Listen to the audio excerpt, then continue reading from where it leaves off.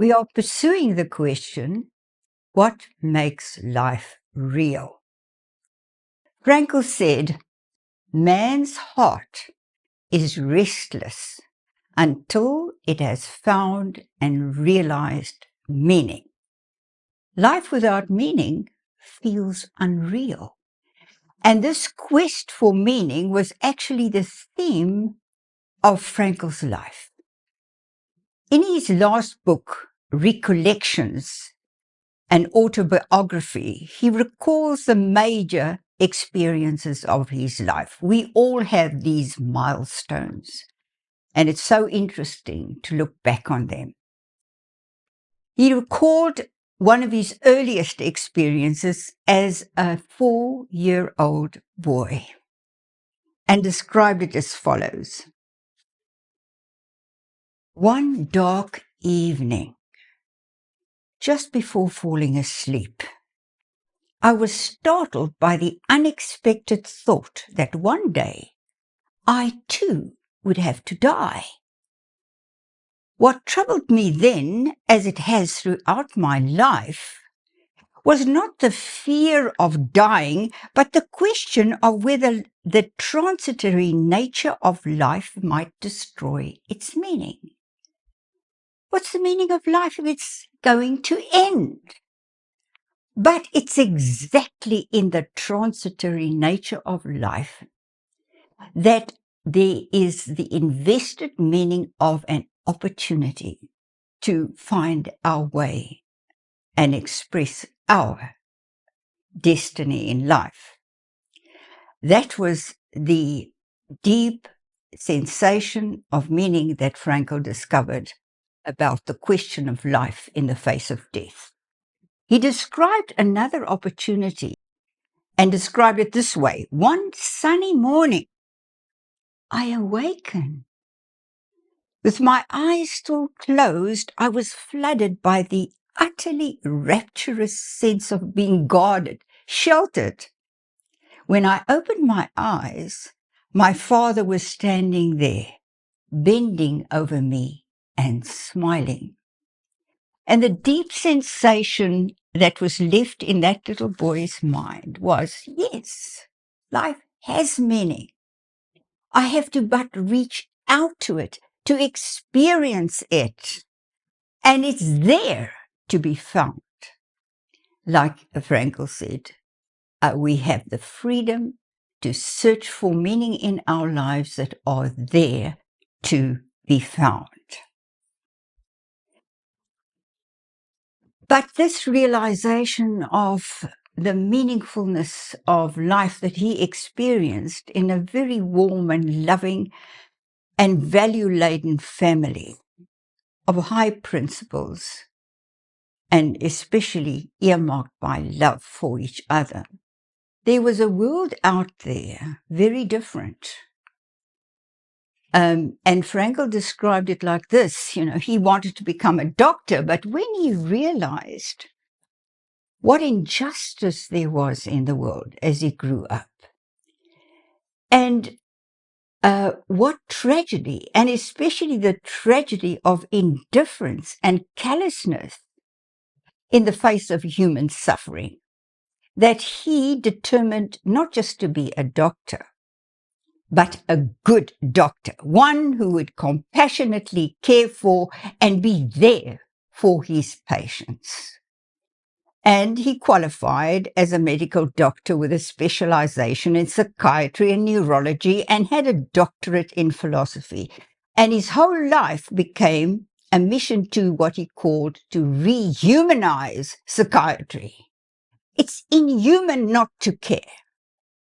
It's inhuman not to reach out in compassion to those who suffer. And he fought this kind of philosophical outlook, which he called nihilism. There's no real meaning in life, so what? With a very strong set of principles that he formulated this way. Life is unconditionally meaningful. It's not just there for some and not for others. It's there for everyone. to experience in fullness, and everyone has inherent dignity and worth, the ability to reach out and to understand and embrace what they are supposed to be as human beings. Frankel's life was a great victory because that very philosophy was tested in the fire of affliction when he, as an unwanted Jew, was sent by a Nazi regime into concentration and death camps. But it was his strong sense of decency as a human being that sustained him and that brought him through in great spiritual victory. In contrast, Freddie Mercury had a very, very much harder struggle to find meaning in his life. Unlike Frankel, he didn't have the secure kind of childhood experiences. In fact, his parents were refugees from Zanzibar. And coming to England, Freddie experienced being an outsider. And then, as he struggled with his own sexual identity and realized that he was gay, that created great conflict in him because of the condemnation and the judgmentalism of the societal norms that Freddie then set out actually to protest against. As a performer, he was out to tease, shock, and ultimately charm his audience with various extravagant versions of himself.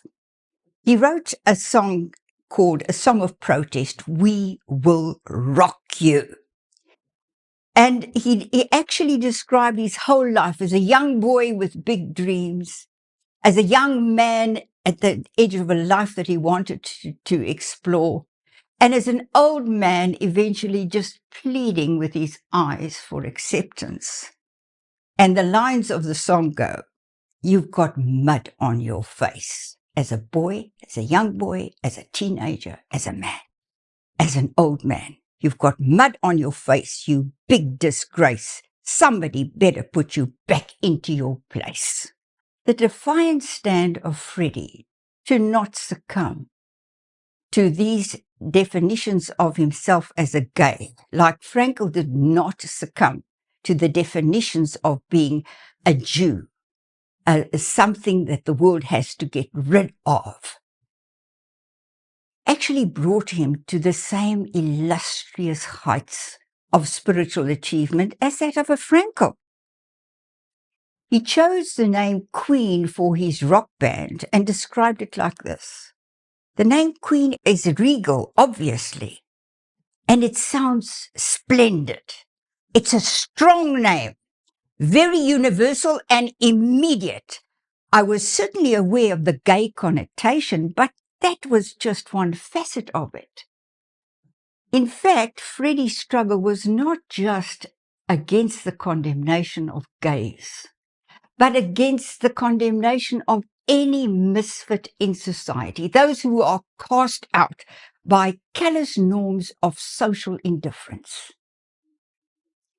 And he described his band as follows. He said, we are four misfits who don't belong together, playing to other misfits, to the outcasts right at the back of the room, who are pretty sure that they don't belong either, but we belong to them. We are family. And Freddie's strong outreach to connect to the outcast, the one who felt pushed out by society, condemned by society, was something magnificent. Like he said, when he was asked, what does it feel to perform to such huge audiences? He said, when I feel that they are listening, that I have them, then I cannot sing a note off key even if I tried. And then I'm not afraid of anything, then I am what I was always meant to be, a dignified human being in my own right, despite the fact that I am gay. Like Frankl said, there are fates, unavoidable sufferings. Could Freddie help being gay? Could Frankl help being a Jew? That's not the issue. The issue is one of human worth. And this is what the strong message was that Freddie had to his audience. He said, keep yourself alive. And you know, one of his most famous songs are We Are the Champions. Listen to it. It was actually a song that is an overview of his life. He said, I've paid my dues time after time. I've done my sentence, but committed no crime. Bad mistakes, yes, I made a few. I've had my share of sand kicked in my face, but I've come through. We are the champions, my friends, and we'll keep on fighting until the end. No time for losers, 'cause we are the champions of the world. I've taken my bows and my curtain calls. You brought me fame and fortune and everything that goes with it. I thank you all. But it's been no bed of roses, no pleasure cruise. I consider it a challenge before the human race, and I ain't gonna lose.